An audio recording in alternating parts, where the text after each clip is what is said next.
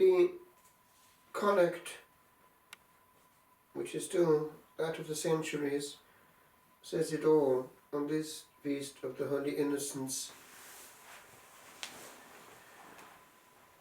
O God, whom the Holy Innocents confessed and proclaimed on this day, not by speaking, but by dying.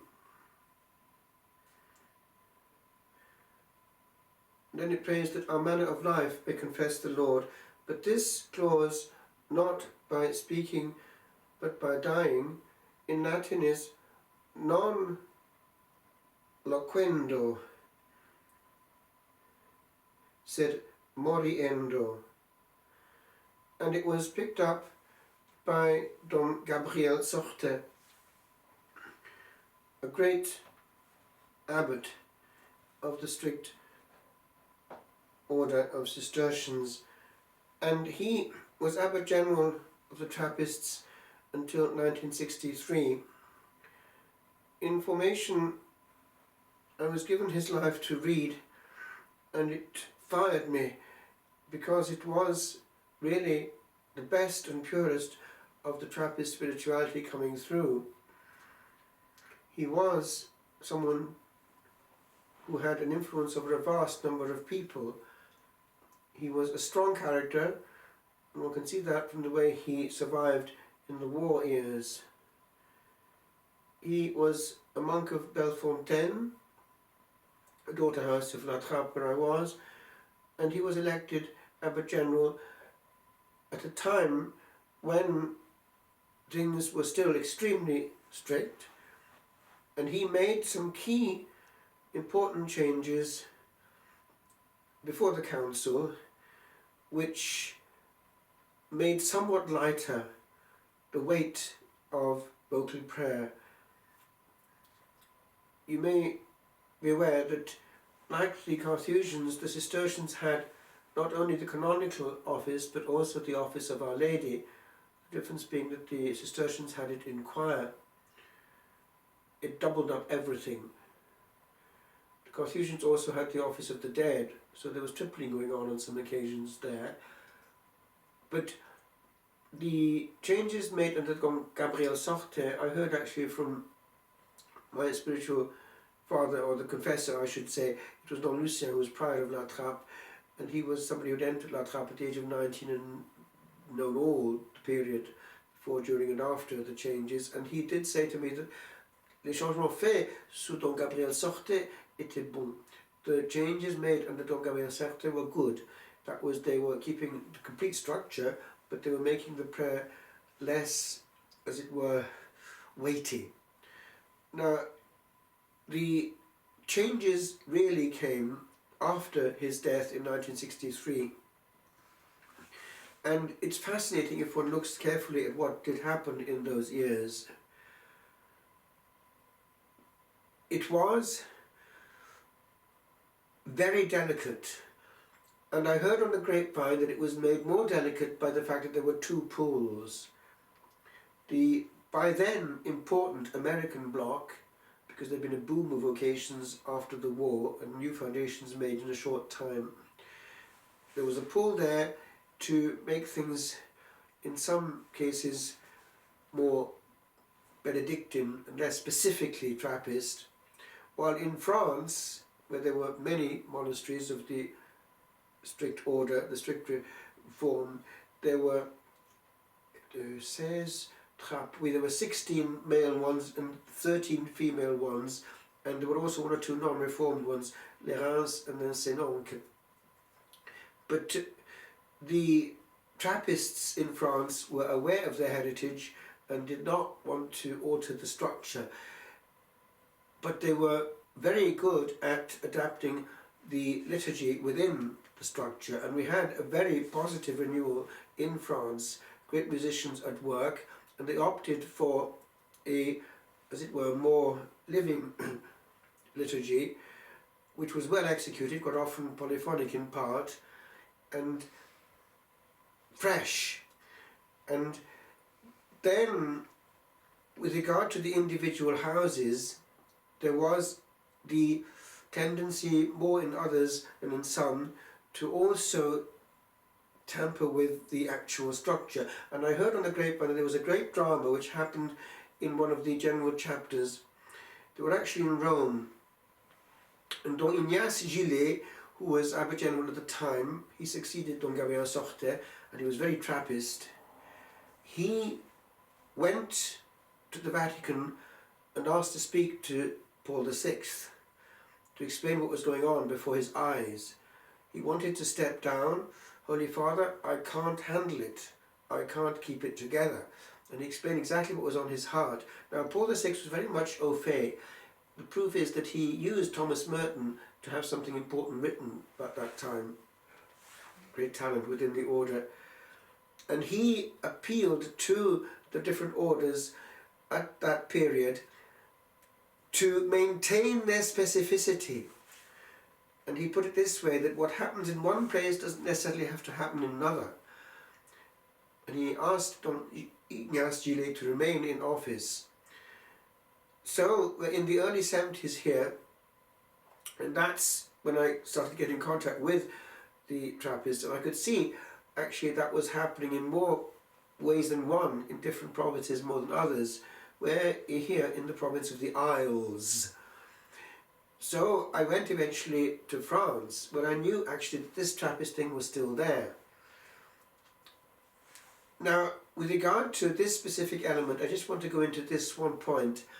It was the question, and I knew its importance, and that's why I went to La Trappe, the question of silence. Because I could see that if, as I was observing in the manual work, and there are quite a few hours of manual work every day, about 5, the element of contemplation, which is the raison d'être of the whole order, if in the hours of work one is encouraged to talk, then I could see that it was basically no different from what was outside, and it wasn't the full charism and the whole thrust of the absolute, which was being offered. So I saw, well, it's happening elsewhere, let's go there. And indeed it was happening. Remember in 1974, when I got involved with La Trappe for the first time over the summer holidays when I was a student, I was told, when you're going to work and going back from work, if you're with somebody else or other people, you don't walk next to them, you walk behind them. Pour sauvegarder le silence, to safeguard the silence. And in work one was not to talk. And then eventually when I entered in 1976, straight away we were taught the sign language. There was a class a week to start with knowing the words, and then to make sentences out of the words by joining them together. And so the atmosphere was maintained. And the adventure then was precisely to be hidden. And that's where I want to land. The beauty of being unknown, but by God. And it was the case, because one didn't know even the surname of one's fellow novice. And one had no idea of their previous life.